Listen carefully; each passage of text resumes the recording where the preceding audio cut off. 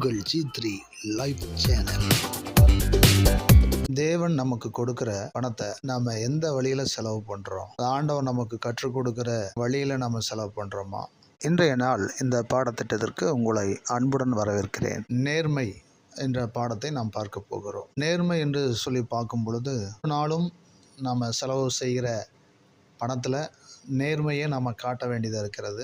ஏன் அப்படின்னு சொன்னால், ஒவ்வொரு நாளும் நாம் என்ன செய்கிறோம்? நம்ம பணத்தை வாங்குகிறோம், இல்லை செலவு பண்ணுறோம், இல்லை பொருளை வாங்குகிறோம், இல்லைன்னா கொடுக்குறோம், இல்லைன்னா பொருளை விற்கிறோம், வியாபாரம் பண்ணுறோம். நம்ம ஒவ்வொரு நாளும் பணத்தை கையாளுகிறோம். இந்த பணத்தை கையாளுறதில் நம்ம எல்லாருக்கும் ஒரு நேர்மை இருக்கிறதா என்பதை குறித்து தான் நாம் இந்த பாடத்திட்டத்தில் நம்ம பார்க்க போகிறோம். முதலாவது நாம் பார்க்கும் பொழுது, சமுதாயத்தில் நேர்மை இருக்கிறதா அப்படின்னு சொல்லி பார்த்தா அப்படின்னு சொன்னால், இன்றைய சமுதாயத்தில் ஒரு சிலர் நேர்மையாக இருக்கிறாங்க. ஆனால் ஒரு சிலர் என்ன பண்ணுறாங்க அப்படின்னு சொன்னால், உலகமே எப்படி வேணால் செலவு பண்ணுறாங்க, எப்படி வேணால் ஏமாத்துறாங்க, பொய் பேசுகிறாங்க, அவங்களுக்கு நாம் அப்படித்தான் போகணும் அப்படிங்கிற சூழ்நிலையில் இருக்கிறாங்க. இன்னொரு சிலர் நமக்கு தீமை செஞ்சாங்கன்னா அவங்களுக்கு தீமை செய்யணும், நமக்கு அவங்க ஏமாத்துனாங்கன்னா நாம அவங்கள ஏமாற்றணும் அப்படிங்கிற அளவுகோலில் நிறைய மக்கள் இருக்கிறாங்க. இன்னைக்கு உதாரணத்துக்கு நம்ம சொல்லணும் அப்படின்னு சொன்னால், ஏதாவது ஒரு நிறுவனத்தில் வேலை செய்கிறவங்க தங்களுடைய காருக்கு பெட்ரோல் அடிக்கிறதுக்கு 500 ரூபாய்க்கு அடிக்கிறாங்கன்னா,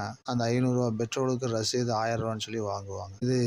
இது எப்படி நமக்கு நேர்மையாக இருக்க முடியும்? கேட்டால், அவங்க எனக்கு கொடுக்குற வருமானத்தில் ஏமாத்துறாங்க, அதனால் நான் என்ன செய்கிறேன், இதில் தான் நான் செய்ய முடியும் அப்படின்னு சொல்லி ஒரு சிலர் தங்களுடைய காரியங்கள் நியாயப்படுத்துவதை பார்க்க முடியும். ஆனால் இது நேர்மை அல்ல. எந்த சூழ்நிலையிலும் எந்த நிலைமையிலும் நாம் நேர்மையாக இருக்க வேண்டும் என்பது அவசியமாய். இப்போ நம்ம பார்த்தோம் அப்படின்னு சொன்னால், வசனத்தில் கூட நம்ம தேவனுடைய வார்த்தையில் பார்க்கும் பொழுது, நியாயாதிபதிகள் 17:6 படிக்கிறோம், அவனவன் தன் பார்வைக்கு சரிபோனபடி செய்து வந்தான். அதாவது தங்களுடைய சூழ்நிலைகளுக்கு ஏற்ற மாதிரி நேர்மையின் அளவுகோலை மாற்றிக்கொண்டே இருக்கிறோம். வேதாகமத்தின்படி நம்ம பார்த்தோம் அப்படின்னு சொன்னால், சமுதாயத்துக்கும் வேதாகமத்துக்கும் ஒரு வித்தியாசம் இருக்கிறது. சமுதாயம் ஒரு அளவுகோலை வச்சிருக்கிறது, ஆனால் வேதாகமம் எந்த அளவுகோலுமே இல்லை. நம்மிடம் முழுமையான நேர்மை ஆண்டு எதிர்பார்க்கிறார். நீதிமொழிகள் 20:23 படிக்கிறோம், வெவ்வேறான நிறைகற்கள் கர்த்தருக்கு அருவருப்பானவைகள், கள்ளத்தராசு நல்லதல்ல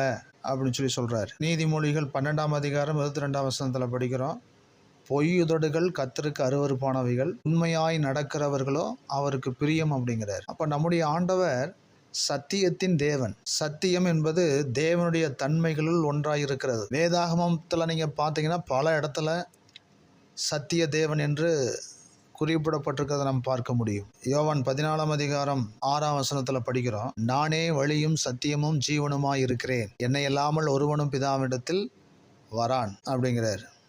மேலும் அவருடைய நேர்மையும் பரிசுத்தமுமான குணாதிசயத்தை நாம பிரதிபலிக்க வேண்டும் என்று ஆண்டவர் விரும்புகிறார். அதுதான் 1 பேதுரு 1ஆம் அதிகாரம் 15ஆம் வசனம் 16ஆம் வசனம் தான் இப்படி சொல்லுது, உங்களை அழைத்தவர் பரிசுத்தராய் இருக்கிறது போல நீங்களும் உங்கள் நடக்கையில் எல்லாவற்றிலும் பரிசுத்தராயிருங்கள், நான் பரிசுத்தர் ஆகையால் நீங்களும் பரிசுத்தராயிருங்கள் என்று எழுதியிருக்கிறதே அப்படின்னு சொல்லி அந்த வேத வசனத்தில் படிக்கிறோம். நம்மை அழைத்த ஆண்டவர் நேர்மையுள்ளவராய் இருக்கிறார். ஆகவே தேவனுடைய பிள்ளைகள் நாம் பணத்தை செலவு செய்வதிலும் பணத்தை நிர்வாகம் செய்வதிலும் நாம் நேர்மையுள்ளவர்களாக இருக்க வேண்டும் என்று ஆண்டவர் விரும்புகிறார்.